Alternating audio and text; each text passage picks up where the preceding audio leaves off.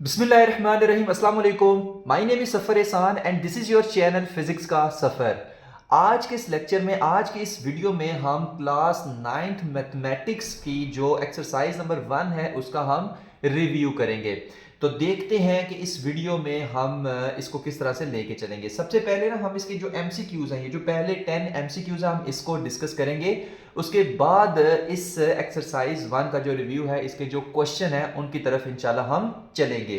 तो देखते हैं कि फर्स्ट एमसीक्यूज हमसे क्या इरशाद फरमाता है। तो फर्स्ट एमसीक्यूज क्या है? Four options are given against each statement in circle the correct option. जाहिर सी बात है, ये तो आपको पता ही है। अच्छा, फर्स्ट एमसीक्यूज क्या कहता है? Square root 7 is. अब देखो, स्क्वायर रूट 7 क्या है? आपको पता है कि स्क्वायर रूट 7 क्या है? इर्रेशनल नंबर है।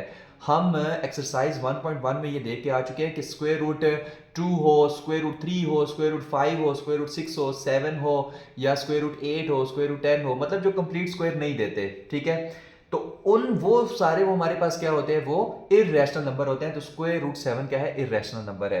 तो फर्स्ट एमसीक्यूज का आंसर क्या होगा? Irrational number.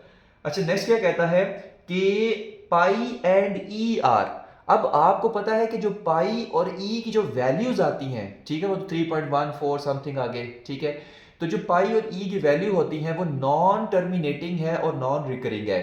और ये किसकी प्रॉपर्टी होती है? ये इर्रेशनल नंबर की होती है। तो पाई और ई जो होते हैं ये इर्रेशनल नंबर में आते हैं। तो इस एमसीक्यूज का जो आंसर होगा वो भी क्या होगा? इर्रेशनल नंबर होगा। ठीक है, 4 ऑप्शन दिए हुए हैं ना, natural number, integers, rational numbers या इररेशनल नंबर। तो इसमें कौन सा होगा? Irrational number.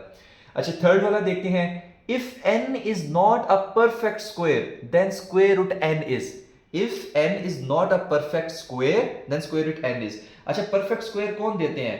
परफेक्ट स्क्वायर आपके पास देते हैं, जैसे फॉर एग्जांपल 4 हो गया, स्क्वायर रूट 4 हो गया, या स्क्वायर रूट 9 हो गया, या स्क्वायर रूट 16 हो गया। ये परफेक्ट स्क्वायर देते हैं। तो स्क्वायर रूट 4 का कितना आएगा? 2 आ जाएगा। स्क्वायर रूट 9 का 3 आ जाएगा। स्क्वायर रूट 16 कितना होता है? ये 4 होता है। बट वो कह रहा है कि अगर हमारे पास ये है स्क्वायर रूट n, अब इसमें n यहाँ पे कोई ऐसी वैल्यू है जो परफेक्ट स्क्वायर नहीं देता। जैसे फॉर एग्जांपल स्क्वायर रूट 2 हो गया, स्क्वायर रूट 3 हो गया, या स्क्वायर रूट 5 हो गया, स्क्वायर रूट 6 हो गया, स्क्वायर रूट 7 हो गया। तो ये परफेक्ट स्क्वायर नहीं देते। तो n की इस तरह की कोई वैल्यू है, 2, 3, 5, 6, 7, 8, 10, 11, इस तरह की। ठीक है, मतलब जो परफेक्ट स्क्वायर नहीं दे रहे। तो कहता है कि फिर आप बताएं कि ये कौन सा फिर नंबर होगा? Rational number, natural number, integers या इररेशनल नंबर। अब ये भी आपके पास कौन सा होगा? ये भी आपके पास इररेशनल नंबर ही होगा। ठीक है, क्योंकि हमारे पास कौन कौन से नंबर इसमें आ जाएंगे? आपके पास स्क्वायर रूट 2 आ जाएगा, यहाँ पर स्क्वायर रूट मान लो 3 आ जाएगा, यहाँ पर जो स्क्वायर रूट है फॉर एग्जांपल स्क्वायर रूट 5 आ जाएगा। तो ये सारे क्या है? इररेशनल नंबर है जो परफेक्ट स्क्वायर नहीं देते। नेक्स्ट हम देखते हैं MCQs number 4। Square root 3 plus square root 5 is. अब देखिए, स्क्वायर रूट 3 वो भी इरेशनल नंबर है, स्क्वायर रूट 5 वो भी इरेशनल नंबर है। तो दो इरेशनल नंबर को जब आप ऐड करते हैं तो आंसर भी इरेशनल नंबर ही आता है। ठीक है, ये भी पहले बता के आ चुके थे। तो ऑप्शन कौन कौन से हैं? Whole number, integer, rational number या इरेशनल नंबर। तो इसका ऑप्शन भी कौन सा होगा? इरेशनल नंबर ही होगा। अच्छा, नेक्स्ट इसका देखते हैं कि for all x belongs to R x is equal to x is equal to x is called. अच्छा, ये आपकी ना रिफ्लेक्सिव प्रॉपर्टी होगी। यहाँ पर देखिए, हम ये पीछे भी देख के आ चुके हैं। तो इसमें ये प्रॉपर्टी हम पहले भी पढ़ के आ चुके हैं कि अगर हमारे पास कोई भी रियल नंबर है वो अपने ही जैसे नंबर के इक्वल हो सकता है। जैसे 2 is equal to 2, 3 is equal to 3, 4 is equal to 4। ठीक है, तो ये कौन सी प्रॉपर्टी होती है? ये रिफ्लेक्सिव प्रॉपर्टी होती है, जिसमें हम कहते हैं कि x is equal to x, a is equal to a, b is equal to b। ठीक है, तो इसका ऑप्शन नंबर कौन सा होगा? फर्स्ट होगा। 4 ऑप्शन दिए दिए हुए हैं, reflexive property, transitive property, symmetric property या ट्राइकोटोमी प्रॉपर्टी। तो इसका कौन सा होगा? Reflexive property. नेक्स्ट इसका कौन सा आता है कि क्वेश्चन नंबर जो एमसीक्यू नंबर 6 है, वो क्या कहते हैं? Let a b c belongs to R then a greater than b and b greater than c then a greater than c is called dash property. अब ये वाली प्रॉपर्टी क्या कहलाती है? ये प्रॉपर्टी इसकी कहलाती है, यहां पर देखिए हम इस पेज के ऊपर ये पढ़ के आ चुके हैं कि अगर हमारे पास a ग्रेटर देन b हो, b ग्रेटर देन c हो, तो फिर हमारे पास a भी ग्रेटर देन c होगा। और इस प्रॉपर्टी को हम फिर क्या कहते हैं? Transitive property. ओके हो गया? तो चार ऑप्शन दिए हुए हैं, trichotomy property, transitive property, additive property, multiplicative property. तो इसमें कौन सा ऑप्शन होगा? ऑप्शन नंबर बी, यानी कि ट्रांजिटिव प्रॉपर्टी।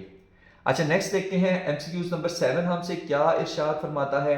कहता है कि अगर हमारे पास 2 की पावर x हो, ठीक है, हमारे पास क्या हो, 2 की पावर x है, और यहां पर नेक्स्ट इसमें क्या दिया हुआ है, मल्टीप्लाई बाय 8 की पावर x है, मल्टीप्लाई बाय 8 की पावर x है, is equal to 64, is equal to 64। अच्छा, अब पूछा इसमें क्या गया, then x is equal to, तो x इज इक्वल टू क्या होगा, यानी x इज इक्वल टू क्या होगा, ये हमसे पूछा गया है, जबकि वैल्यू कौन सी दी हुई है, 2 की पावर x और मल्टीप्लाई बाय 8 की पावर x है। अच्छा, अब हमने ना इसमें कुछ ऐसा करना है कि नीचे जो है ना वो बेसिस सेम हो जाए। अगर बेसिस सेम हो जाएगी तो पावर्स को ऐड करके हम x की वैल्यू आराम से निकाल सकते हैं, ठीक है। अब बेसिस सेम कैसे होंगे, मुझे बताएं कि 2 को मल्टीप्लाई करें 2 से, फिर मल्टीप्लाई 2 करें 2 से, तो ये क्या आता है, 8 आता है, कि 2 2 जार 4, 4 2 जार 8, तो हम 8 को लिख सकते हैं 2 की पावर 3। ओके हो गया। तो यहां पर मैं क्या लिखूंगा कि 2 की पावर x और मल्टीप्लाई बाय 2 की पावर 3 इनटू x, तो पहले से मौजूद है, तो 8 को मैंने क्या लिख दिया, 2 की पावर 3 लिख दिया, इज इक्वल टू, अच्छा 64 को मैं क्या लिखूंगा, बेसिस सेम रखनी है ना, तो 2 multiply by 2 multiply by 2 multiply by 2 multiply by 2 multiply by 2, तो यहां पे देखिए 2 2 jar 4, 4 2 jar 8, 8 2 jar 16, 16 2 jar 32, 32 2 jar 64। Okay हो गया। तो कितनी दफा 2 आया, 1 2 3 4 5 6, तो आप यहां पे लिखोगे 2 की पावर 6 इज इक्वल टू 64, 2 की पावर 6 इज इक्वल टू 64। तो यहां पे 64 की जगह मैं क्या लिख दूंगा, 2 की पावर 6 लिख दूंगा। डन हो गया। अच्छा, अब यहां पर देखें कि अगर पावर्स ज़ाहिर है बेसिस सेम है तो पावर्स ऐड हो जाएंगी, तो आप यहां पे लिखोगे 2 और लिखोगे x प्लस 3x, और यहां पे लिखोगे इज इक्वल टू 2 की पावर 6 आ जाएगा, ठीक है। अच्छा, अब क्या होगा, अब x प्लस 3x क्या होता है, 4x होता है, तो ये आ जाएगा 2 की power 4x is equal to 2 की पावर 6। इधर भी एक लाइन लगा देते हैं। अच्छा, थोड़ा गंद नहीं मच रहा है बहरहाल उसको समझ आ रही होगी। अच्छा, यहाँ पर देखें बेसिस सेम है, बेसिस यहाँ पे सेम है, 2 इज इक्वल टू 2। यहाँ पर देखो फिर पावर जो होंगी ना वो भी आपस में आप इक्वेट कर सकते हो कि यहाँ पे 2 की पावर कितनी है, 4 है, 4x है, यहाँ पे 2 की पावर कितनी है, 6 है, तो आप पावर्स को भी आपस में कंपेयर कर सकते हो। तो जब पावर्स को कंपेयर करेंगे तो यहाँ पे क्या आ रही है, 4x, यहाँ पे क्या आ रही है, 6 आ रही है, तो आप यहाँ पे लिखोगे 4x इज इक्वल टू 6, ठीक है। पावर्स को कंपेयर कर रहे हो, बेसिस सेम है ना, तो हम कंपेयर कर सकते हैं। तो ये क्या आ जाएगा, x is equal to 6 divided by 4, तो 2 2 जार 4, 2 3 जार 6, तो ये आ जाएगा x is equal to 3 divided by 2। Done हो गया। तो ऑप्शन इसका फिर आंसर क्या आएगा, 3 डिवाइडेड बाय 2 इसका आंसर आएगा। यानी कि हमारे पास इसके ऑप्शन दिए हुए थे 3 बाय 2, 3 बाय 4, 5 बाय 6 और 2 बाय 3, तो इसका ऑप्शन नंबर कौन सा होगा, 3 बाय 2 होगा।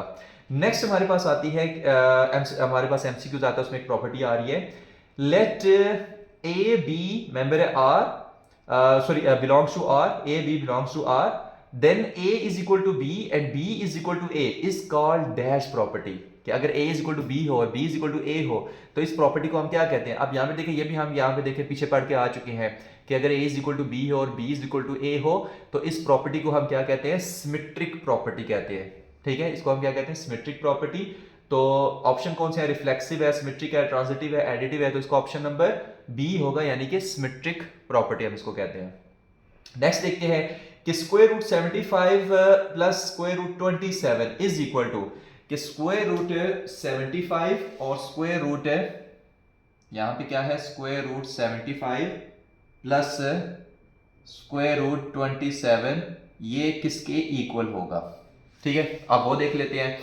सबसे पहले ना हम इनको सिंप्लीफाई कर लेते हैं। किस तरह से, यहां पे देखें, अगर हमारे पास ये 75 है, ठीक है, तो आपको पता है ये 3 पे जाएगा, अगर ये 3 पे जाएगा तो हमारे पास 3 2 जार 6, ठीक है, और यहाँ पे एक आ जाएगा तो 3 5 जार 25, सॉरी 3 5 जार 50, मैं 25 की तो कह रहा हूँ, 25 तो आया है यहाँ पे, तो 3 2 जार 6 और 3 5 जार 15। अच्छा, अब यहाँ पे 5 पे जाते हैं तो 5 5 जार 25 और 5 1 जार 5, यानी कि ये आपके पास कितना आया है, ये आपके पास आया है 5 का स्क्वायर मल्टीप्लाई बाय 3, क्योंकि 2 बार 5 आया ना, तो 5 का square multiply by 3 is equal to 75 आ गया। अब यहाँ पे स्क्वायर रूट 75 है, तो दोनों तरफ यहाँ पे हम क्या ले लेंगे, स्क्वायर रूट ले लेंगे। अच्छा 5 का स्क्वायर है ना, तो ये वाला स्क्वायर इस स्क्वायर रूट से कट जाएगा, ठीक है। तो 5 के ऊपर से स्क्वायर रूट हट गया, बट 3 के ऊपर से तो नहीं हटा, तो ये आ जाएगा 5 और under root 3 is equal to square root 75। सही है, यानी कि स्क्वायर रूट 75 की जगह मैं यहां पे क्या लिखूंगा, 5 into square root 3, 5 into square root 3 मैं लिखूंगा, सही है, प्लस। अच्छा स्क्वायर रूट 27 का भी मैं इसी तरह करता हूं, तो यहां पे देखो 27 है अगर है, तो ये कितना हो जाएगा, 3 9 आर 27, 3 3 आर 9 और 3 1 आर 3, यानी 3 कितनी दफा आया है, 3 दफा आया है। तो आप इसको इस तरह से भी लिख सकते हो कि 3 का स्क्वायर मल्टीप्लाई बाय 3, सही है। अब 3 का स्क्वायर क्या होता है, 9 होता है, मल्टीप्लाई बाय 3 27, वही 27 ही आता, तो यहां पे आएगा 27। अच्छा मेरे पास जगह यहाँ पे कम है, तो मैं यहीं पे यह कर रहा हूँ, तो होप से ये समझ आ रही होंगी। अच्छा 27 के ऊपर स्क्वायर रूट है ना, तो दोनों तरफ आप क्या ले लो, स्क्वायर रूट ले लो, यहाँ पे स्क्वायर स्क्वायर रूट से कट जाएगा, तो ये आपके पास आएगा 3 into square root 3 is equal to square root 27। ये आपके पास क्या आ जाएगा, स्क्वायर रूट 27 आ जाएगा। डन हो गया, यानी कि स्क्वायर रूट 27 की जगह मैं लिख सकता हूँ 3 इंटू स्क्वायर रूट 3, ठीक है।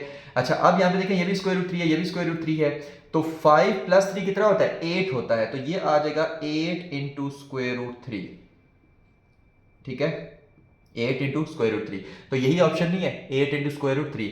तो एमसीक्यूज नंबर 9 का जो ऑप्शन है ना, वो आपके पास ऑप्शन नंबर डी होगा। चार ऑप्शन दिए हैं, square root 102, 9 into square root 3, 5 into square root 3, 8 into square root 3, तो 8 इंटू स्क्वायर रूट 3 आपके पास आएगा, ठीक है, ऑप्शन नंबर डी।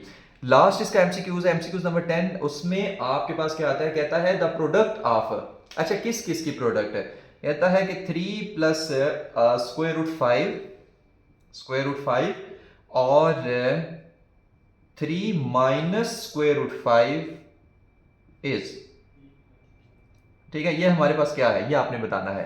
अब आप एक फार्मूला पढ़ के आ चुके हैं कि ए का स्क्वायर माइनस बी का square is equal to a plus b, ठीक है, और ए माइनस बी, ये पढ़ के आ चुके हैं ना। तो ए प्लस बी और ए माइनस बी को मैं लिख सकता हूँ ए स्क्वायर माइनस बी स्क्वायर, तो इस वजह से ए प्लस बी, ए माइनस को मैं क्या लिखूंगा, ए स्क्वायर माइनस बी का मतलब 3 का स्क्वायर माइनस स्क्वायर रूट 5 का स्क्वायर, ठीक है। तो ये आपके पास क्या आ जाएगा, 3 का स्क्वायर माइनस स्क्वायर रूट 5 का स्क्वायर आ जाएगा। अब ये स्क्वायर स्क्वायर रूट से कट गया, तो ये आपके पास आंसर कितना आएगा, 3 3 क्या होता है, 9 होता है, माइनस क्या आ जाएगा 5 इज इक्वल टू 4 आंसर आ जाएगा। अब यहां पर देखें, होप से स्टेप आपको समझ आ गया होगा कि ए प्लस बी माइनस बी है ना, उसको मैंने ए स्क्वायर माइनस बी स्क्वायर की फॉर्म में लिख दिया, यानी कि 3 का स्क्वायर माइनस स्क्वायर रूट 5 का स्क्वायर। अब स्क्वायर रूट 5 का स्क्वायर स्क्वायर स्क्वायर रूट से कट गया, तो 3 का स्क्वायर क्या होता है, 9 होता है, माइनस यहाँ पे 5 बचा, तो 5, तो 9 माइनस 5 कितना हो गया, 4 हो गया। अब 4 क्या है, रैशनल नंबर है, इरेशनल तो नहीं है। इसका मतलब है कि 3 plus square root 5, 3 minus square root 5, ये is rational number, is a rational number. तो ऑप्शन इसके कौन से थे, prime number, odd number, irrational number, rational number, तो इसका ऑप्शन नंबर डी होगा, यानी कि रैशनल नंबर, ठीक है। तो यहां पर हमारे एमसीक्यूज खत्म होते हैं। अब हम चलते हैं एक्सरसाइज 1 का जो रिव्यू हम कर रहे हैं उसके क्वेश्चन नंबर 2 की तरफ। नेक्स्ट क्वेश्चन है question number 2, if A is equal to 3/2, b is equal to 5/3 and c is equal to 7/5, तो a b और c की वैल्यूज दी हुई हैं, देन वेरीफाई दैट कि a into B plus C is equal to A B plus A C. आपने इसको prove करा कि ये दोनों साइड्स इक्वल हैं, a plus B into C is equal to a c plus b c, आपने prove करा ये दोनों साइड्स इक्वल हैं, ये वैल्यू सारी पुट करके, तो जो वैल्यूज कटती हैं काट दे, उसका नीचे सोल्यूशन करें, तो ये आपको इंशाल्लाह ये प्रूव हो जाएंगे। तो देखते हैं हम किस तरह से प्रूव करेंगे। देखिए first of all a is equal to क्या है, 3/2, तो यहां पर आप क्या लिखेंगे, a इज इक्वल टू 3/2 और ब्रैकेट b यहां पर कितना है 5/3 और प्लस c कितना है 7/5, 7/5 इज इक्वल टू a कितना है 3/2, b कितना है 5/3, 5/3, ठीक है, ऐसे इसको ब्रैकेट से लगा देते हैं। प्लस ए कितना है 3/2 और सी कितना है यहाँ पे मल्टीप्लाई 7/5। ठीक है, ये भी दोनों मल्टीप्लाई हो रहे हैं, तो ब्रैकेट यहाँ पे डालनी है, डाल दें, नहीं डालनी ना डालें। ठीक है, चलो यहाँ पे ब्रैकेट भी डाल ही दे, ये ब्रैकेट, ये ब्रैकेट, ये ब्रैकेट, ये ब्रैकेट। ऑप्शन ये सारा सही नजर आ रहा होगा। तो 3/2, 5/3, 3/2, 7/5। ठीक है, इसको सॉल्व अप करना है। इसको ना मैंने थोड़ी सी स्पेस इसलिए ज़्यादा रखी क्योंकि एलसीएम समझाने में आसानी रहेगी। वैसे तो डायरेक्ट अभी आपको करना चाहिए बाहर, फिर भी यहाँ पे ना इसका एलसीएम आपने अंदर इसका लेना है। जाहिर सी बात है 5/3 है प्लस 7/5 है, तो आप इसका एलसीएम लेंगे। तो यहाँ पे 3 है, यहाँ पे 5 है, तो एलसीएम कुछ इस तरह से करना है कि नीचे वैल्यू सेम आ जाए। तो अगर मैं इसको 3 को 5 से मल्टीप्लाई कर दूं और 5 को 3 से मल्टीप्लाई कर दूं तो फिर 15 आ सकता है। अब यहाँ पे देखिए, नीचे वाली वैल्यू को आपने किससे मल्टीप्लाई किया 5 से, ऊपर वाली को भी किससे मल्टीप्लाई कर दें 5 से, नीचे वाली को किससे मल्टीप्लाई किया 3 से, ऊपर वाली को भी मल्टीप्लाई कर दें 3 से, तो एलसीएम आसान हो जाएगा। ठीक है, तो किस तरह से अब हम इसको लेंगे एलसीएम को, यहाँ पर देखिए 5 5s are 25 plus 5 3s are 15 plus 7 3s are 21 divided by 5 3s are 15। आसान हो गया ना एलसीएम। ठीक है, तो ऐसे ना बिल्कुल नीचे सेम वैल्यूज बनाने के लिए जिससे नीचे मल्टीप्लाई करें उसे ऊपर भी मल्टीप्लाई कर दें, यहाँ भी जिससे नीचे मल्टीप्लाई करें उसे ऊपर भी मल्टीप्लाई कर दें, इज इक्वल टू।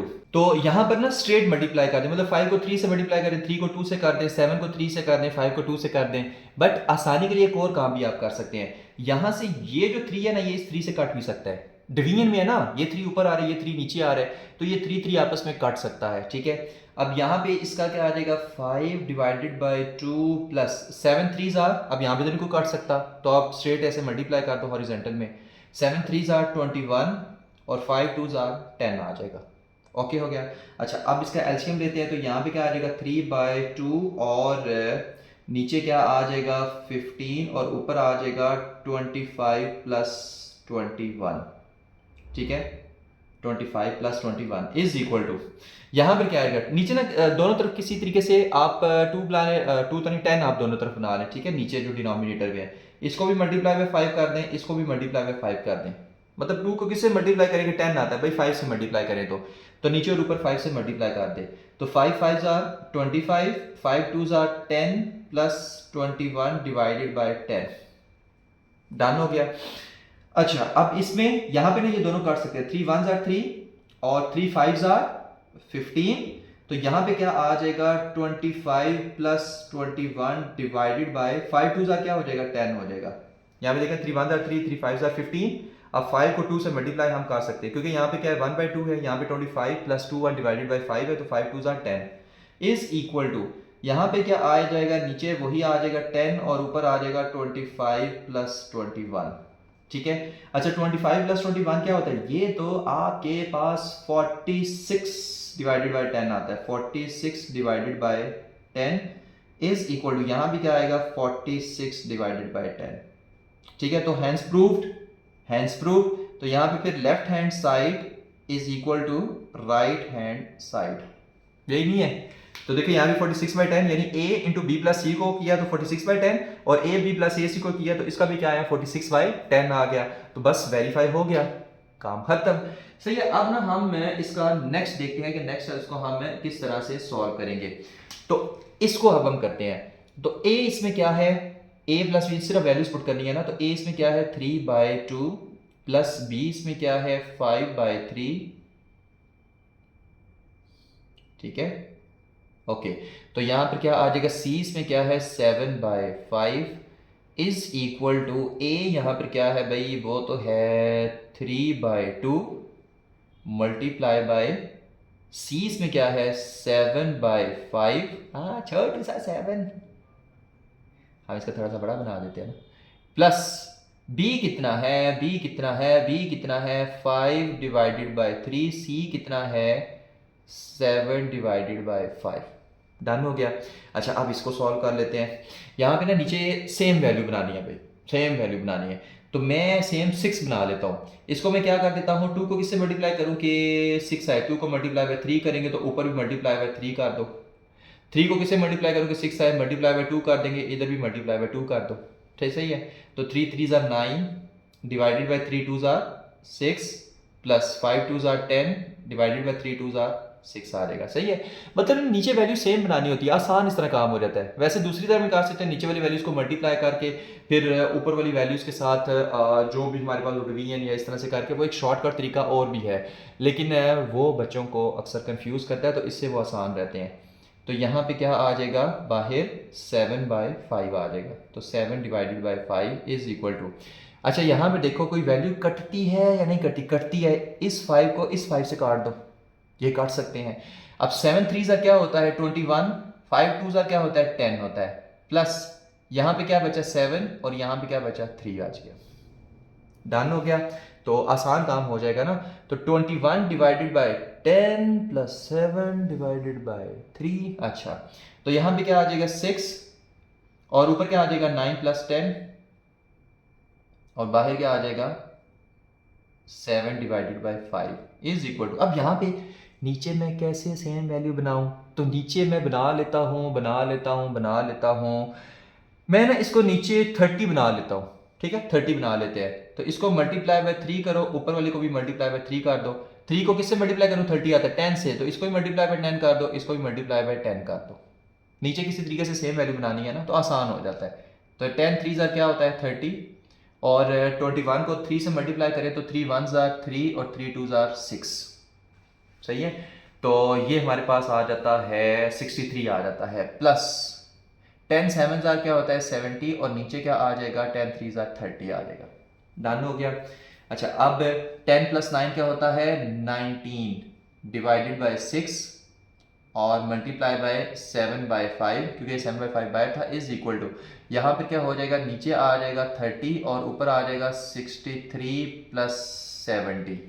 कोई सो तो नहीं रहा, जागते रहो। अच्छा, अब इसमें क्रॉस मल्टीप्लाई कर दें, यहाँ पे क्या आ जाएगा 6 5 ज़ा 30 और 19 को ना आपने 7 से मल्टीप्लाई करना है भाई, 19 को 7 से मल्टीप्लाई करना है। तो ये आपके पास 19 है, ये 7 है। ठीक है, तो 7 9 7 ज़ा हमारे पास क्या होता है 63 होता है। ठीक है, तो यहाँ पे 3 6 कैरी आ गया, 7 1 ज़ा 7 8 9 10 11 12 13, तो यहाँ पर क्या आ जाएगा 133 आ जाएगा। ठीक है, यहाँ पर क्या आ जाएगा 133 आ जाएगा। तो आप करोगे 133 ओवर 30 इज इक्वल टू, यहाँ पे क्या आ जाएगा 70 प्लस 60, 70 प्लस 60, यहाँ पर भी क्या आ जाएगा 133 डिवाइडेड बाय 30। आ गए ना दोनों इक्वल। देन हम कह सकते हैं left hand side is equal to right hand side. बस यही प्रूव करना था कि आपने ये relation a plus B into c, a c plus b c, आपने ये रिलेशन प्रूव करना है। ठीक है, कि ये वाली और ये वाली दोनों साइड्स इक्वल हैं। तो ये वाली साइड हमने यहाँ पे सॉल्व की, ये वाली साइड हमने यहाँ पे सॉल्व की, तो दोनों हमारे पास क्या आई हैं इक्वल आई हैं। तो बस हैंस प्रूफ। तो ये था हमारा क्वेश्चन नंबर 2। नेक्स्ट क्वेश्चन है क्वेश्चन नंबर 3, एक्सरसाइज नंबर 1 का जो हम रिव्यू कर रहे हैं उसका। If a is equal to 4/3, b is equal to 5/2 and c is equal to 7/4, तो a, b और c की वैल्यूज दी हुई हैं। Okay, then verify the associative property. आपने associative property of real number find करना है, किसके लिए, with respect to addition and with respect to multiplication. अब with respect to addition associative property क्या थी, a प्लस ब्रैकेट में b प्लस c, उसके बाद a का प्लस b के साथ कर दें और प्लस c बाहर ले आए, तो ये दोनों क्या होंगे इक्वल होंगे, कि a plus bracket b plus c is equal to, फिर a प्लस b कर दे और प्लस c बाहर ले आए। ठीक है, तो इन दोनों का जो आपके पास एडिशन होगा ये आपके पास सेम आएगा, मतलब यहाँ पे जो एडिशन है, यहाँ पे जो एडिशन इनका हो रहा है, वो दोनों के आंसर सेम आएंगे। अच्छा, मल्टीप्लिकेशन में क्या होगा a इंटू बी सी, फिर a b इंटू सी, ये दोनों क्या होंगे इक्वल होंगे। ठीक है, पहले a को बाहर रखें, b c को अंदर रख लें, फिर a b को अंदर रख लें, c को बाहर रख लें। ठीक है, तो इन दोनों के आंसर सेम आएंगे, बट आपने ये वेरीफाई करना है, इसको प्रूव करना है। अब देखते हैं कि हम इसको प्रूव किस तरह से करते हैं। कुछ भी नहीं करना, सिर्फ वैल्यूज पुट करनी है, कहानी खत्म कर देनी है। अच्छा, वैल्यूज किस तरह से पुट करेंगे कि यहाँ पे a की वैल्यू क्या है, a की वैल्यू 4/3, तो यहाँ पे आप पुट करोगे 4 डिवाइडेड बाय 3 प्लस b की वैल्यू कितनी है 5 डिवाइडेड बाय 2 प्लस c की वैल्यू कितनी है 7 डिवाइडेड बाय 4। ठीक है, इज इक्वल टू a की वैल्यू कितनी है 4/3 प्लस b की वैल्यू कितनी है 5/2 और ठीक है, b की वैल्यू 5/2, a की वैल्यू 4/3, c की वैल्यू कितनी है 7/4, तो प्लस 7/4। ठीक है, तो हमने क्या कर लिया कि इसमें हमने वैल्यूज़ को पुट कर लिया। अब वैल्यूज़ को पुट करने के बाद अब हम इसका क्या करें, इसको सॉल्व कर लेना और क्या कर रहे हैं। तो 4/3 प्लस पहले ब्रैकेट के अंदर वाली वैल्यूज़ को सॉल्व करते हैं। यहाँ पे देखिए किसी तरीके से ना नीचे आप सेम वैल्यू बना दे। तो यहाँ पे क्या है 2 है, यहाँ पे 4 है, तो इसको यहाँ पे 4 यहाँ पे बना लेते हैं। इसको मल्टीप्लाई बाय 2 कर दें, इसको भी मल्टीप्लाई बाय 2 कर दें। ठीक है, जिसे नीचे मल्टीप्लाई करना है उसे ऊपर ही मल्टीप्लाई कर देना है। तो ऊपर क्या आ जाएगा 5 2 10 डिवाइडेड बाय 2 2 4 प्लस यहाँ पे क्या आ जाएगा 7 डिवाइडेड बाय 4 और ये आ जाएगा इज इक्वल टू, यहाँ पे देखते हैं क्या होता है। अच्छा, यहाँ पर क्या होता है, किसी तरीके से ना आप फिर से वही चीज़ के नीचे वैल्यू सेम बना लें। तो इसको आप मल्टीप्लाई बाय 2 कर दें, इसको भी आप मल्टीप्लाई बाय 2 कर दें। ठीक है, उसके बाद नीचे 6 बना लेते हैं ना, मतलब नीचे हम क्या बना लेते हैं 6 बना लेते हैं। अब 2 को मल्टीप्लाई बाय 3 कर दें, 5 को भी मल्टीप्लाई बाय 3 कर दें, मतलब कि इस 3 को 2 से मल्टीप्लाई किया 6 हो गया, इस 2 को 3 से मल्टीप्लाई किया 6 हो गया। तो नीचे क्या बन जाएंगे 6 6 बन जाएंगे। तो अगर 3 को 2 से मल्टीप्लाई किया तो 4 को भी 2 से मल्टीप्लाई करना है, 2 को 3 से मल्टीप्लाई किया 5 को भी 3 से मल्टीप्लाई करना है ऊपर। ठीक है, तो multiply and divided by 3, multiply and divided by 2, ताकि नीचे वैल्यू सेम बन जाए। एलसीएम इस तरह निकालते हैं, और भी इसके तरीके होते हैं, बट ये 9th क्लास के लेवल तक आसान तरीके हैं, वरना तो नीचे वाली वैल्यूज को मल्टीप्लाई करके वो कहानी आसान हो सकती है। तो अब इसको हम देखते हैं। अब 3 2 हमारे पास क्या होता है 6 होता है, तो यहाँ पे आ जाएगा 6, 4 2 क्या होता है 8 प्लस 5 3 क्या होता है 15 और 3 2 क्या होता है 6 और यहाँ पे आ जाएगा प्लस 7/4। अब आसान हो गया ना। अच्छा, अब 4/3 प्लस ऊपर क्या आ जाएगा 10 + 7 डिवाइडेड बाय 4 और इज इक्वल टू, यहाँ पे क्या आ जाएगा 8 + 5 हाँ 15 डिवाइडेड बाय 6 और प्लस 7 डिवाइडेड बाय 4। ठीक हो गया। अच्छा, अब 4 डिवाइडेड बाय 3 प्लस 10 + 7 क्या होता है 17 divided by 4 is equal to 8 + 15 क्या होता है। अच्छा, ये हमारे पास होता है 23 divided by 6 plus 7 divided by 4। अब ये आ गया। ठीक हो गया। अब हम इसको सॉल्व कर लेते हैं और देखते हैं कि हमारे पास आंसर कितना आएगा। ठीक है। अच्छा, अब 4/3। अच्छा, यहाँ पे ना अब फिर से नीचे इसको 12 बना लेते हैं, इसको 12 नीचे बना लेते हैं। ठीक है, यहाँ पे 4 है ना, यहाँ पे 3 है, तो अब 3 को किससे मल्टीप्लाई करें और 4 को किससे मल्टीप्लाई करेंगे आंसर सेम आए। अगर मैं 3 को मल्टीप्लाई करूँ 4 के साथ और 4 को मल्टीप्लाई करूँ 3 के साथ तो आंसर सेम नहीं आता। 3 4 12, 4 3 12। ठीक है, तो ऊपर भी अगर यहाँ पे नीचे 4 से मल्टीप्लाई किया तो यहाँ भी 4 से कर दें, यहाँ पर 3 से मल्टीप्लाई किया तो यहाँ भी 3 से कर दें। ठीक है। अच्छा, यहां पर देखते हैं क्या होता है कि अगर मैं 6 को मतलब किससे मल्टीप्लाई करूं कि 4 को भी किसी वैल्यू से मल्टीप्लाई करके दोनों नीचे आंसर सेम आ जाए, तो मैं 6 को 4 से मल्टीप्लाई कर देता हूं, 4 को 6 से मल्टीप्लाई कर देता हूं। डन हो गया।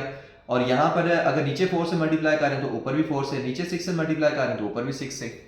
ठीक है। अच्छा, अब क्या होगा 4 4 are 16, तो यहाँ पर आप लिख दो 16 डिवाइडेड बाय 4 3 क्या आ जाएगा 12 और प्लस यहाँ पर ना 4 4 16 और डिवाइडेड बाय 4 3 12 आ जाएगा। ओके हो गया। अच्छा, 17 को अगर 3 से मल्टीप्लाई करें तो ये आता है 51।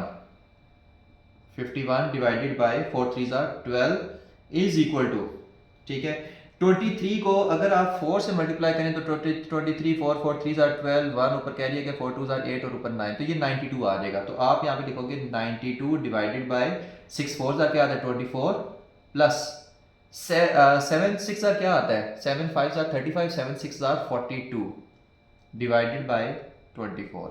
आसान हो गया ना।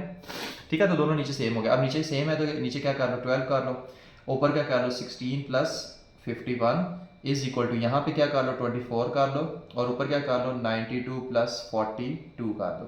ठीक है। अच्छा, अब 50 और 51 प्लस 16 ये आपके पास होता है 50 और 60 और 67 divided by 12 is equal to, यहाँ पर क्या होगा, यहाँ पर क्या होगा 92 है और यहाँ पे क्या है 42 है, तो 94 104 114 124 और 134 आ जाएगा। ये कितना आ जाएगा 134 डिवाइडेड बाय 24 आ जाएगा। ओके हो गया। तो यहाँ से ना फिर इसको कर दे 134 ही आता, हाँ ओके। अच्छा अब इसको अगर हम काटें तो ये कितना आ जाएगा 2 1s are 2 और 2 2s are 4। ये कितना आ जाएगा 2 6s are 12 और 2 7s are 14। तो ये 67 बाई 12 नहीं आ जाएगा, यानी कि 67 by 12 is equal to 67 by 12। बस हो गया proof. Hence proof left hand side is equal to right hand side. तो एसोसिएटिव प्रॉपर्टी एडिशन वाली तो प्रूव होगी। अच्छा अब देखते हैं कि मल्टीप्लिकेशन वाली प्रॉपर्टी किस तरह से प्रूव होगी। तो बस हमारे काम आसान हो जाएंगे। ठीक है, मैं बस देख लूँ कि नज़र आ रहा है कैमरे में, नहीं हाँ बेहतरीन नज़र आ रहा है, अभी बेहतरीन नज़र आ रहा है। अच्छा ए यहाँ पर कितना, अब इसमें वैल्यू पुट कर लेते हैं जल्दी से। ए कितना है 4/3 है, ये आसान है। ठीक है, मल्टीप्लिकेशन वाला आसान होता है। 4/3 है और बी यहाँ पर कितना है 5/2 है, मल्टीप्लाई बाय सी कितना है 7/4 है, is equal to A B. A कितना है 4/3 है, बी कितना है 5/2 है, सी कितना है 7/4 है। ठीक है, अच्छा अब हम इसको क्या करते हैं कि 4 है ना, तो यहाँ पे हम इसको काट सकते हैं। 2 1s are 2 2 2s are 4।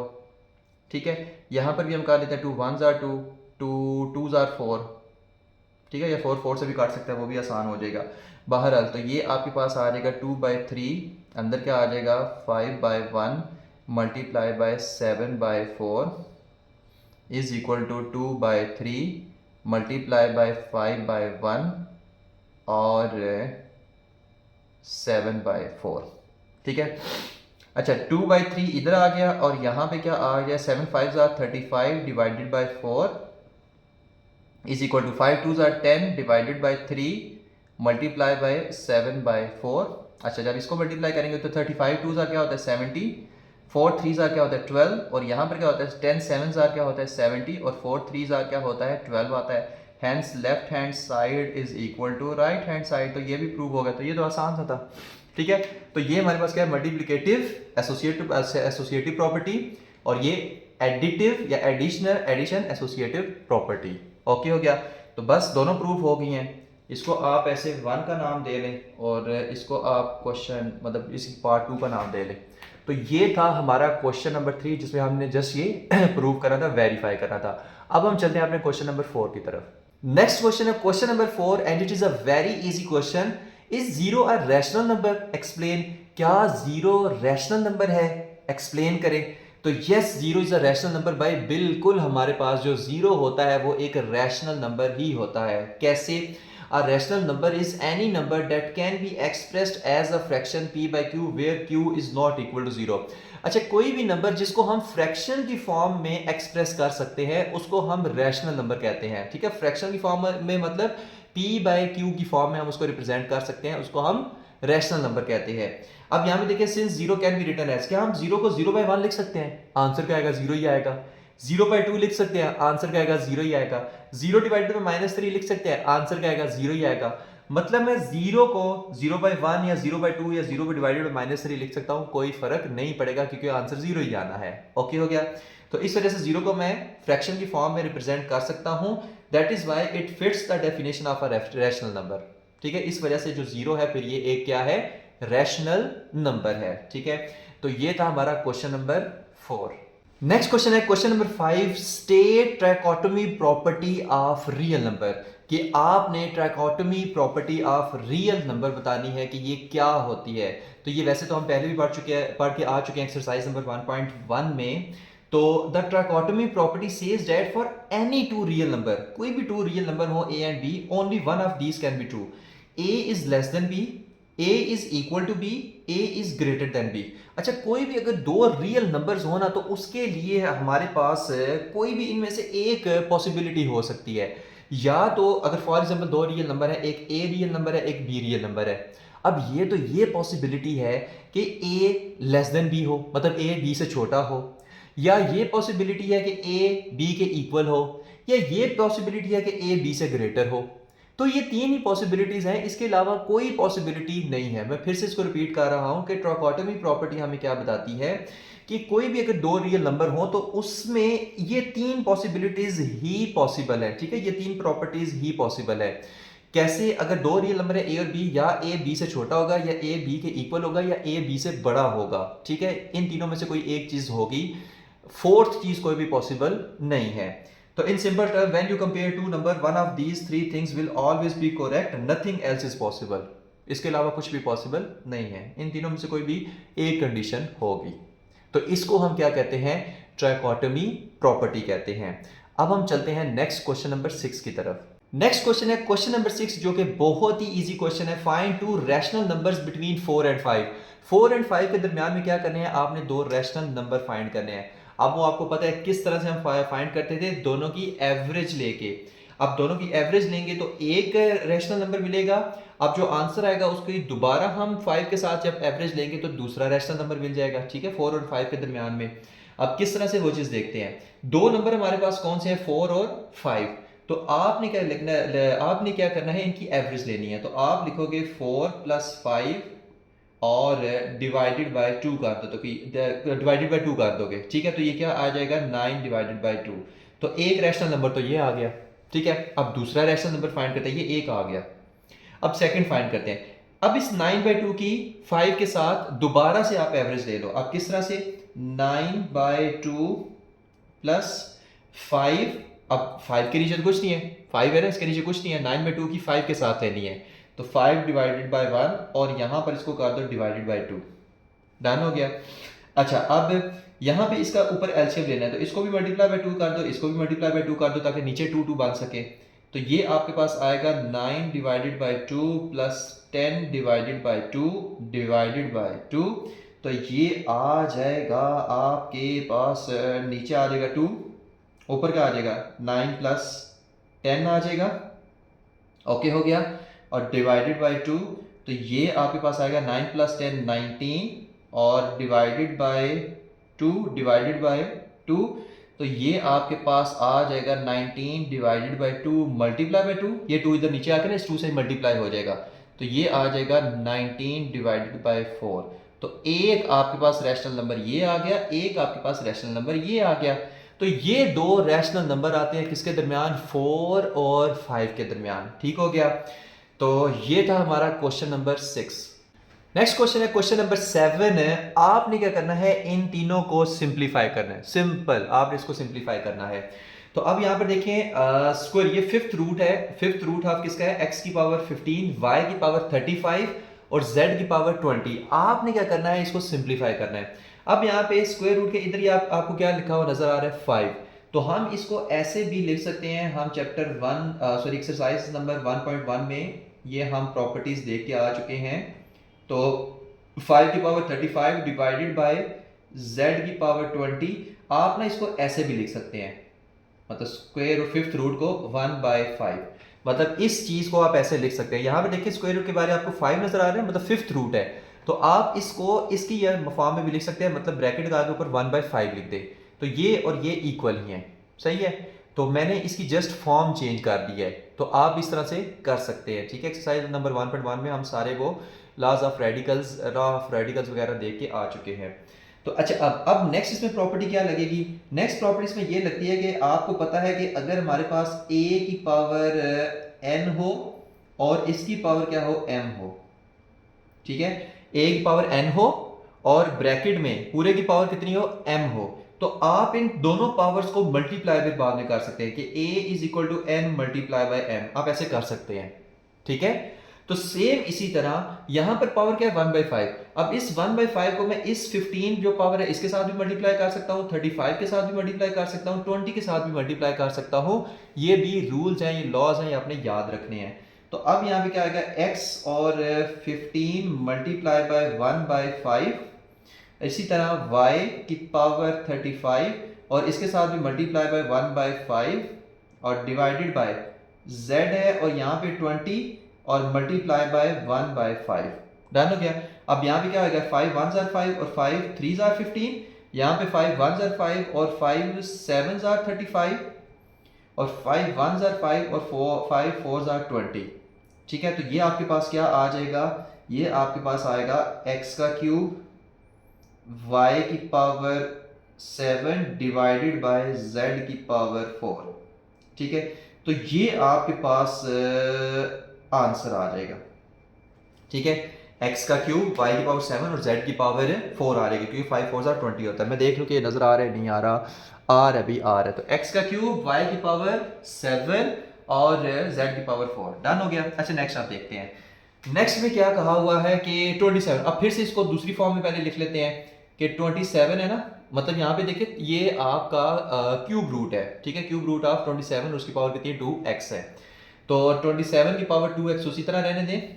अब यहाँ पे क्यूब रूट है ना, तो आप इसको ऐसे लिख लो 1/3। जैसे इसको 5/3 इसको लिखा था ना 1/5, अब इसको आप 1/3 लिख लो। ठीक है, इस पूरे के बाद अब 27 है ना, तो 27 को हम क्या लिख सकते हैं, 3 मल्टीप्लाई बाय 3 मल्टीप्लाई बाय 3। तो ये कितना होता है, 27 होता है। 3 3s are 9, 9 3s are 27। 3 को 3 दफ़ा मल्टीप्लाई करें तो 27 आता है। क्या मैं इसको ऐसे लिख सकता हूँ, 3 की पावर 3 इज इक्वल टू 27, कि 3 को 3 दफ़ा मल्टीप्लाई किया हुआ है, बिल्कुल लिख सकते हैं। तो 27 को मैं इस फॉर्म में लिखने लगा हूँ। तो यहाँ पे आप लिखोगे 3 की पावर 3 और इसकी पावर आप क्या लिखोगे 2x, और इस सारे की पावर क्या लिखोगे 1/3। अब ये 3 और ये पावर्स है ना आपस में मल्टीप्लाई हो सकते हैं, जैसे ये था। ठीक है, n और m आपस में मल्टीप्लाई हो सकते हैं, प्रॉपर्टी हम पढ़ के आ चुके हैं। तो ये आपके पास होगा 3 की पावर 6x और 1/3। अब यहाँ पे फिर से पावर आपस में मल्टीप्लाई हो सकती है, 3 की पावर 6x मल्टीप्लाई बाय 1/3। तो 3 1s are 3, 3 2s are 6, यानी कि ये आ जाएगा 3 की पावर 2x। ठीक है, ये आपके पास कितना आ जाएगा, 3 की पावर 2x, और यही आपका क्या है, आंसर है। यही क्या है, आंसर है। ठीक है, ये आंसर है, 3 की पावर 2x हो गया सिंप्लीफाई। अच्छा, अब नेक्स्ट हम इसको देखते हैं कि ये हमारे पास क्या इरशाद फरमा रहा है। ठीक है, जो इसका पार्ट नंबर 3 है, तो पार्ट नंबर 3 को देखते हैं। अच्छा, यहाँ पे देखिए 6 की पावर है 3 और ऊपर है n+2। 3 की पावर n+1 माइनस 3 की पावर n।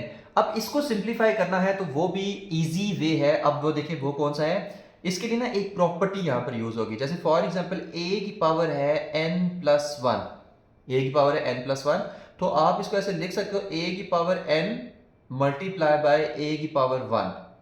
ठीक है, आप इसको ऐसे लिख सकते हो a की power n multiply by a की पावर 1। तो सेम इसी तरह हम यही रूल यहां पर भी लगाएंगे ताकि हम इसको और ज्यादा आसानी से सिंप्लीफाई कर सके। तो यहाँ पर 6 उसी तरह, और डॉट 3 की पावर क्या आती है, n आती है, और मल्टीप्लाई का साइन बीच में डाल दें, और 3 की पावर 2 डिवाइडेड बाय, यहाँ पर पावर क्या, 3 की पावर n+1 है। इसको पहले रेस कर दो, 3 की पावर n+1 है, तो उसको भी हम ऐसे ही लिख सकते हैं, 3 पे पावर अलग ले लें, 3 की पावर n अलग ले लें, और डॉट या मल्टीप्लाई 3 की पावर 1। अब यहाँ पे देखिए पावर सेम है ना, और सॉरी बेस सेम है ना, तो पावर्स ऐड हो जाएंगी n+1, तो यही नहीं बनेगा 3 की पावर n+1। तो हमने ऐसे 3n+1 से 3 की पावर n डॉट 3 की पावर 1 बना दिया। ठीक है, प्रॉपर्टी यूज करके -3n। बताते हैं ऐसा क्यों कर रहे हैं, ऐसा हम इसलिए कर रहे हैं ताकि 3n कॉमन आ सके और हम उसको काट सके, n को हम अपनी जिंदगी से निकाल सके। तो यहाँ पे आप देखो, ये भी 3 की पावर n है, ये भी 3 की पावर n है, ये भी 3 की पावर n है। तो आप ऊपर तो उसी तरह रहने दो, 6 डॉट 3 की पावर n और मल्टीप्लाई बाय 3 का स्क्वायर डिवाइडेड बाय, यहाँ पे देखिए 3n इसमें भी आ रहा है, 3n इसमें भी आ रहा है, तो 3n कॉमन ले लो। और यहाँ पे क्या आ जाएगा, 3 की पावर 1 3 होता है, तो 3 और -1 आ जाएगा, क्योंकि 3n कॉमन लिया ना। अब यहाँ पे 3n को इससे मल्टीप्लाई करो, इससे मल्टीप्लाई करो, तो दोबारा ये टर्म बनती है। सही है, तो 3n कॉमन ले लिया। अब 3n से गया, सही है, अब कुछ भी नहीं करना, 6 है, और डॉट 3 का स्क्वायर कितना होता है, 3 का 3 3s are 9 होता है, तो आप यहाँ पे 9 लिखो, डिवाइडेड बाय क्या, 3 - 1 2 होता है, तो 2 लिख दो। ठीक है, अब यहाँ पे देखो 2 1s are 2 2 3s are 6, तो ये कितना आ जाएगा, 9 मल्टीप्लाई बाय 3, ये आ जाएगा 27। ओके हो गया। तो ये जो हमारे पास है ना 27 है, यही हमारे पास इसका आंसर है, और यही हम इसमें निकालने की कोशिश कर रहे थे। ठीक है, तो ये था हमारा क्वेश्चन नंबर 7। नेक्स्ट क्वेश्चन है question number 8। Sum of 3 consecutive odd integers is 51। Find 3 integers. अब यहाँ पे ना जो मोस्ट इंपॉर्टेंट वर्ड है ना वो ये वाला ऑड इंटीजर्स। ऑड इंटीजर्स के जो ऑड, कोई भी हमारे पास को तीन ऑड इंटीजर्स हैं और उनका जो सम है ना वो 51 है। आपने वो तीन ऑड इंटीजर्स फाइंड करने हैं। मतलब फर्स्ट ऑड इंटीजर ये है, फिर सेकंड का ये है, फिर थर्ड ये है, और इन सब का सम क्या है 51 है। लेकिन ना मुझे पहला पता है, ना दूसरा पता है, ना तीसरा पता है। अब मैं क्या करूँ? अच्छा, ऑड इंटीजर्स के एक और भी आपको बात बता दें। जैसे फॉर एग्जाम्पल ना ऑड इंटीजर्स क्या होते हैं? 1 3 5 7 9 11 13 15, ये सारे ऑड इंटीजर्स होते हैं। तो अगर मैं करूँ कि 1, उसके बाद क्या आता है 3, उसके बाद क्या आता है 5 आता है, ठीक है, ऑड इंटीजर्स में। तो 5 + 3 क्या होता है 8, और 8 + 1 क्या होता है 9। अब इनका जो सम है ना वो कितना है 9 है। इन तीन ऑड इंटीजर्स का सम कितना है 9 है। मुझे कोई ऐसे तीन ऑड इंटीजर्स ढूंढने हैं कि जिनका सम क्या हो 51 हो। ओके हो गया। अब उसके लिए ना एक कंडीशन यहाँ पर देखें, मुझे बताएं कि दो ऑड इंटीजर्स में डिफरेंस कितना होता है 2 का। मतलब 1 में कितना प्लस करेंगे 3 आए, 2 प्लस करेंगे। 3 में कितना नंबर प्लस करेंगे 5 आए, 2 प्लस करेंगे। 5 में कितना नंबर प्लस करेंगे 7 आए, +2। 7 + 2 9, 9 + 2 11, 11 + 2 13 है। यानी कि इन सब में, इन दोनों जो ऑड इंटीजर्स है इनमें डिफरेंस कितना आ रहा है 2 का आ रहा है। यानी कि अगर हमारे पास मैं कहूं कि फर्स्ट ऑड इंटीजर, सॉल्यूशन यहां पे लिख लें, और फर्स्ट ऑड इंटीजर अगर मेरे पास है x। अब x कोई भी वैल्यू हो सकती है क्योंकि मुझे तीनों में से एक भी नहीं पता, तो मैं जो फर्स्ट ऑड इंटीजर है उसको मैंने x कह लिया है। तो जो हमारे पास सेकंड ऑड इंटीजर होगा वो क्या होगा? वो होगा x + 2 होगा। क्यों? क्योंकि फर्स्ट ऑड इंटीजर अगर हमें मिल गया उसमें +2 करेंगे तो आपके पास सेकंड ऑड इंटीजर आएगा, उसमें +2 करेंगे तो थर्ड आएगा। इसी तरह थर्ड के लिए ये जो सेकंड है, जैसे 3 है, इसमें कितना प्लस करेंगे 2, 5 है तो 2 प्लस करेंगे। सेम इसी तरह तो ये सेकंड इंटीजर x + 2 है, इसमें कितना प्लस करेंगे +2 करेंगे, तो आपके पास थर्ड इंटीजर आ जाएगा। तो 2 + 2 क्या होता है 4 होता है, तो यहाँ पे मैं 4 लिख रहा हूँ, ठीक है, डायरेक्ट यहाँ पे मैं 4 लिख रहा हूँ। तो ये आपके पास आ गए x + 4। डन हो गया। तो ये तीन इंटीजर्स हैं, इनको प्लस करेंगे तो 51 आएगा। अब हमें x की वैल्यूज नहीं पता, तो हमें x की वैल्यू फाइंड करनी है। वो फाइंड करके इन तीनों में पुट करूंगा तो हमें तीनों इंटीजर्स मिल जाएंगे। तो कहते हैं सम ऑफ 3 कंसेक्टिव ऑड इंटीजर्स। तो इन सब का आपने क्या करना है? सम करना है। तो आप इनका सब सम करेंगे तो x + x + 2 + x + 4, ठीक है जी। आपने इन तीनों का क्या करना है? सम करना है, और इन तीनों का सम क्या है 51 है, = 51। डन हो गया। अच्छा, अब इसको थोड़ा सा और खोल के लिख लेते हैं, x + x + 2 + x + 4 = 51। अच्छा, 1x 1x 1x ये कितना हो जाएगा 3x, x + x + x 3x, और 2 + 4 क्या हो जाएगा 2 + 4 क्या हो जाएगा 6। तो 3x + 6 = 51। अच्छा, 3x = 51 -6 हम कर सकते हैं, 6 उधर जाके माइनस हो जाएगा। तो 3x = 45, ठीक है जी। और x = 45 डिवाइडेड बाय 3 लिख सकते हैं ना, मतलब x को इधर रहने दे, 3 जो है वो दूसरी तरफ जाकर डिवाइड कर दे। अच्छा, x = 3 1s are 3, यहाँ पे 3 1s are 3, और 1 आ गया, और 3 5s are 15, यानी 3 को 15 से मल्टीप्लाई करें तो आपके पास क्या आ जाता है 45 आ जाता है। तो यानी फर्स्ट इंटीजर मेरे पास आ गए। फर्स्ट इंटीजर यहाँ पे क्या है 15 है। फर्स्ट इंटीजर क्या है 15 है।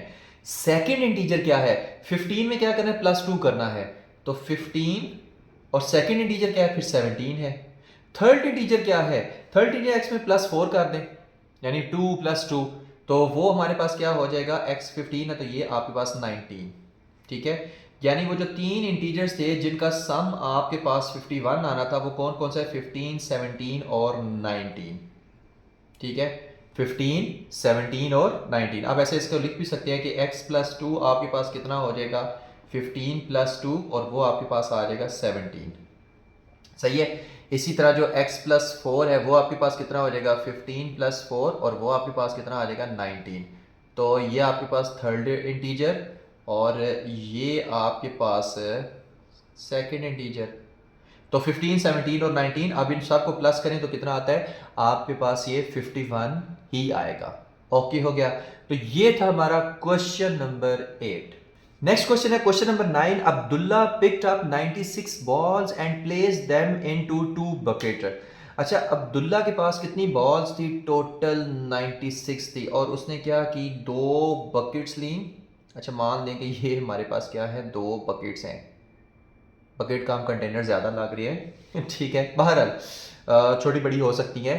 1 bucket has 28 more balls than other. ठीक है, 1 bucket has 28 more balls than other bucket. अच्छा, अब वो किस तरह से, फॉर एग्जांपल ये हमारे पास यानी कि एक बकेट में जो बॉल्स हैं वो मान लो ज़्यादा हैं, और एक बकेट में जो बॉल्स हैं वो कम है। ठीक है, और जिसमें ज़्यादा है उसमें 28 बॉल्स ज़्यादा है as compare to other. 28 balls ज़्यादा है as compare to other. How many balls were in each bucket? दोनों बकेट्स में कितनी कितनी बॉल्स हैं फिर ठीक है, देखें अब यहां पर देखें, इस बकेट में फॉर एग्जाम्पल जो बॉल्स है ना वो x हैं। ठीक है, वो कितनी है, x है। इसमें जो बॉल्स है वो फॉर एग्जाम्पल y है। डन हो गया।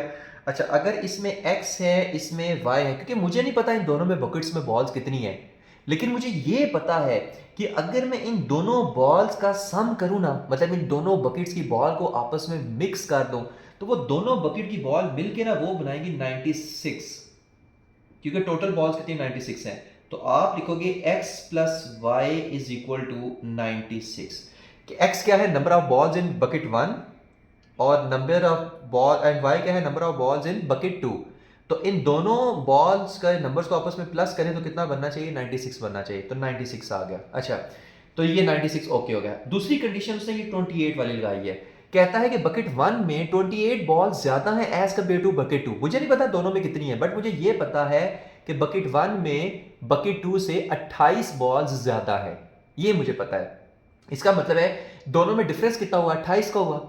अगर फॉर एग्जांपल इसमें जो है वो 38 है, ठीक है, और इसमें 10 है, तो दोनों में डिफरेंस कितना है, 38 माइनस 10 कितना आ जाएगा, 28 फॉर एग्जांपल। ये जस्ट मैंने एग्जांपल दिया है, यानी कि दोनों में जो डिफरेंस है वो बॉल्स का वो कितना है, 28 का है। तो मैं फिर क्या करूंगा, मैं यहां पर लिखूंगा कि x minus y is equal to 28, कि दोनों में जो डिफरेंस है ना वो 28 का है। ठीक है, ये मैं खुद से नहीं लिख रहा भाई, क्वेश्चन की कंडीशन है, तो मैं उस कंडीशन को जस्ट क्या कर रहा हूं, पुट कर रहा हूं, और मैंने कुछ भी नहीं किया, मेरा कोई कसूर नहीं है। तो अच्छा, इसको इक्वेशन 1 का नाम दे लें, इसको इक्वेशन 2 का नाम दे लें। अब आसान सा काम है, ठीक है, हमें ना x की वैल्यू पता है ना y की वैल्यू पता है, तो हमें ऐसा लग रहा है यहाँ पे देखिए प्लस वाई है, यहाँ पे माइनस वाई है, अगर ये कट जाए ना तो हमारी ज़िंदगी आसान हो जाए। तो हम क्या करेंगे कि ऐड इक्वेशन 1 एंड 2, इक्वेशन 1 और 2 को ऐड कर दो। अच्छा, जब ऐड करेंगे तो फिर देखिए क्या आएगा, x plus y x minus y is equal to यहाँ पे 96 इज इक्वल टू यहाँ पे यहाँ पे 28, और इनको आपस में क्या कर देना है, प्लस कर देना है। तो जब प्लस कर देंगे ये y से कट जाएगा, क्योंकि एक प्लस वाई एक माइनस वाई है।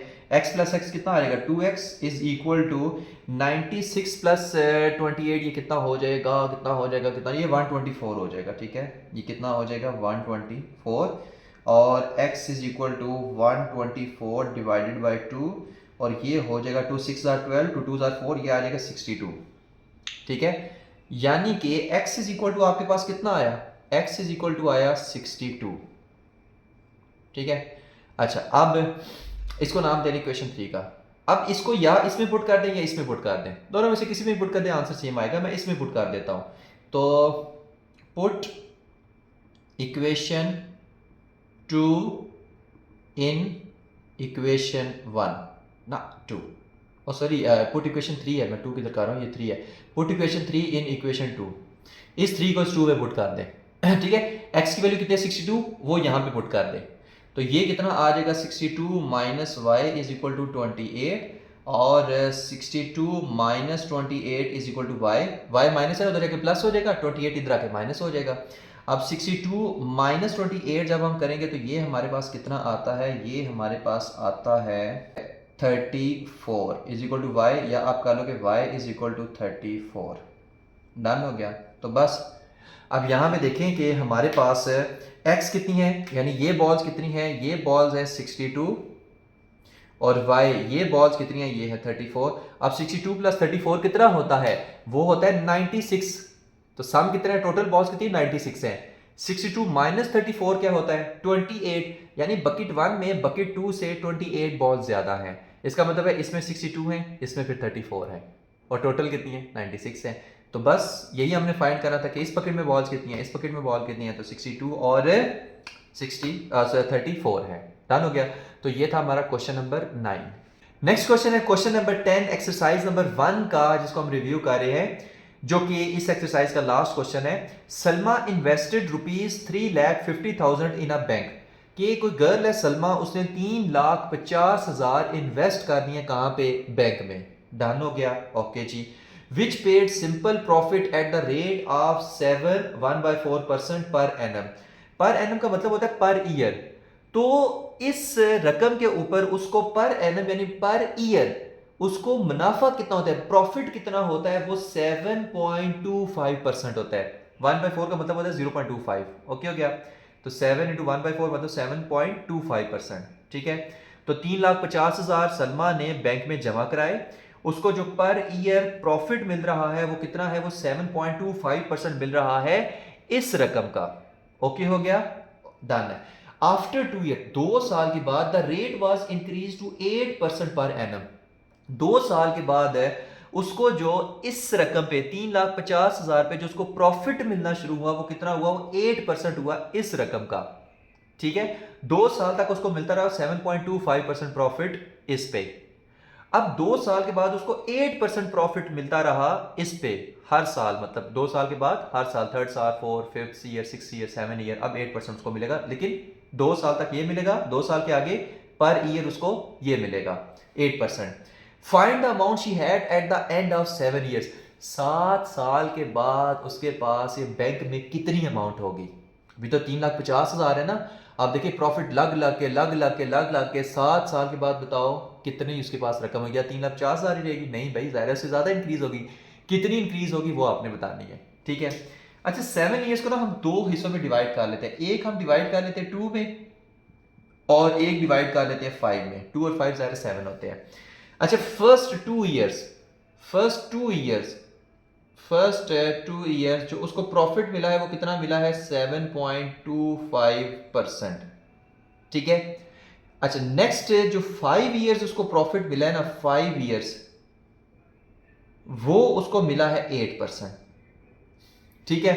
तो पहले हम 2 ईयर्स का प्रॉफिट निकालेंगे 7.25% के रिस्पेक्ट से, फिर हम 5 ईयर्स का प्रॉफिट निकालेंगे 8% की रिस्पेक्ट से, फिर हम दोनों प्रॉफिट को क्या कर देंगे, प्लस कर देंगे।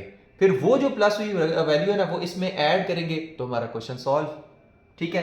तो होप सके आपको समझ आ रहा होगा। अब इसको पहले सॉल्व करते हैं। ठीक है। तो फर्स्ट प्रॉफिट उसको मिला, first profit at the rate of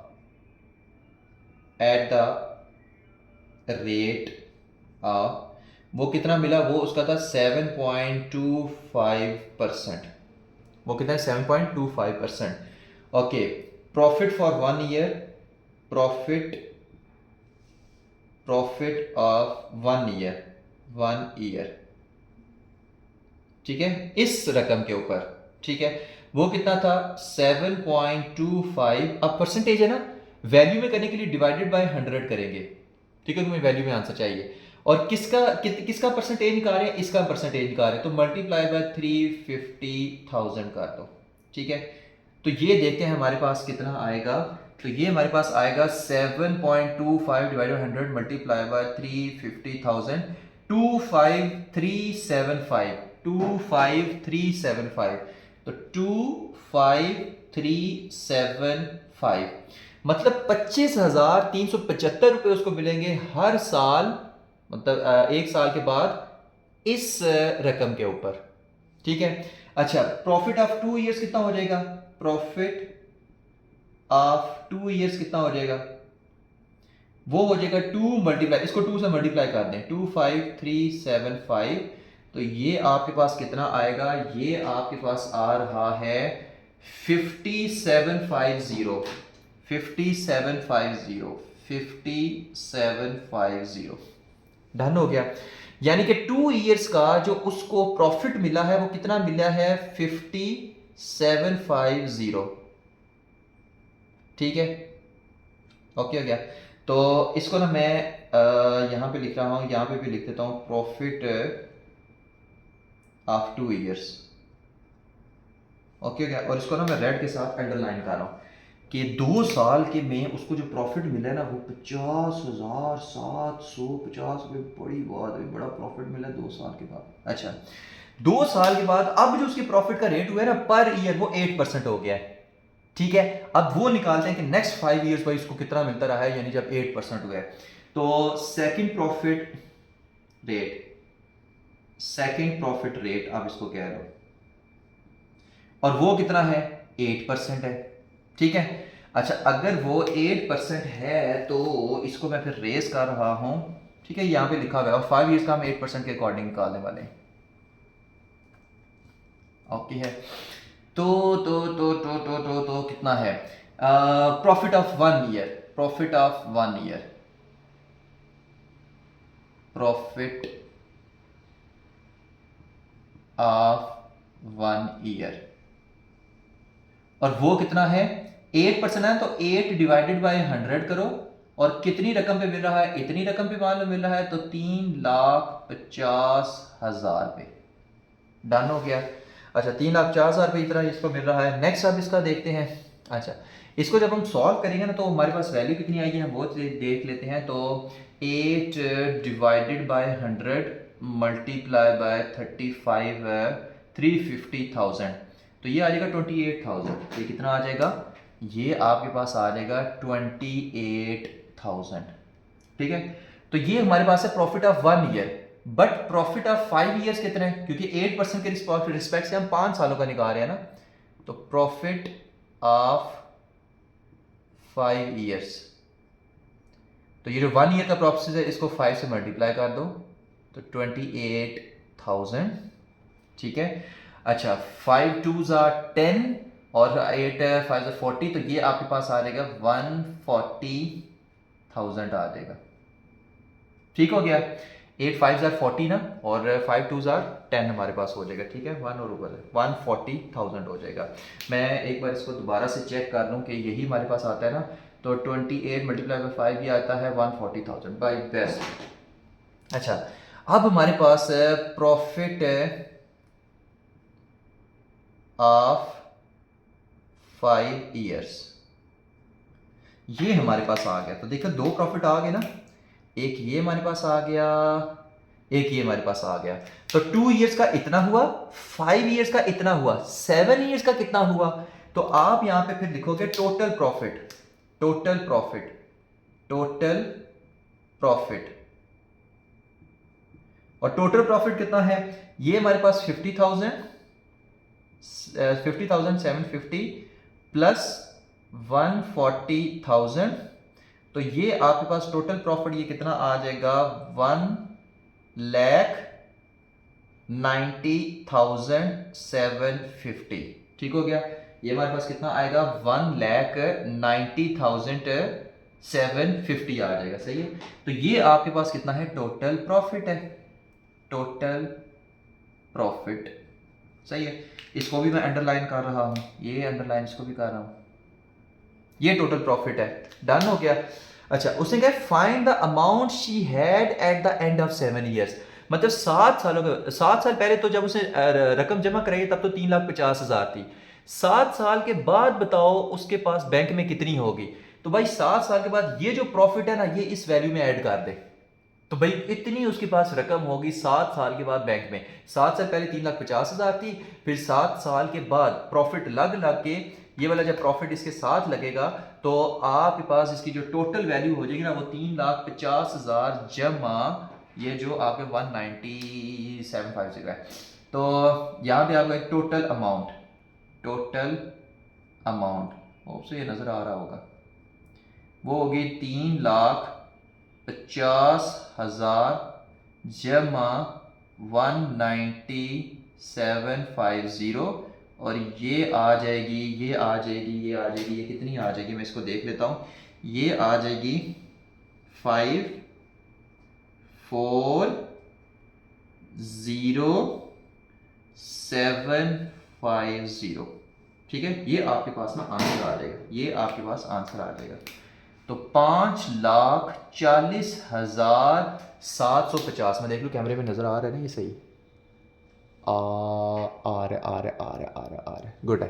तो 5,40,750 मतलब कि 3,50,000 बेचारी ने जमा कराया था। 7 सालों के बाद प्रॉफिट लग के उसके पास बैंक में वही वैल्यू 5,40,750 हो जाएगी। बहरहाल ये पता है आपको सूद होता है, तो भाई बचने की कोशिश करें, इससे जितना बच सके बचें। तो क्योंकि हराम है सूद इस्लाम के अंदर, तो इससे बचें क्योंकि इसमें कोई बरकत शामिल नहीं होती है, तो नुकसान ही नुकसान है। तो ये था हमारा क्वेश्चन नंबर 10 और यहाँ पर हमारा जो एक्सरसाइज 1 रिव्यू है ये ख़त्म होता है। होप्स कि ये सारे क्वेश्चन आपको समझ आ गए होंगे। Thank you very much. अल्लाह हाफिज़।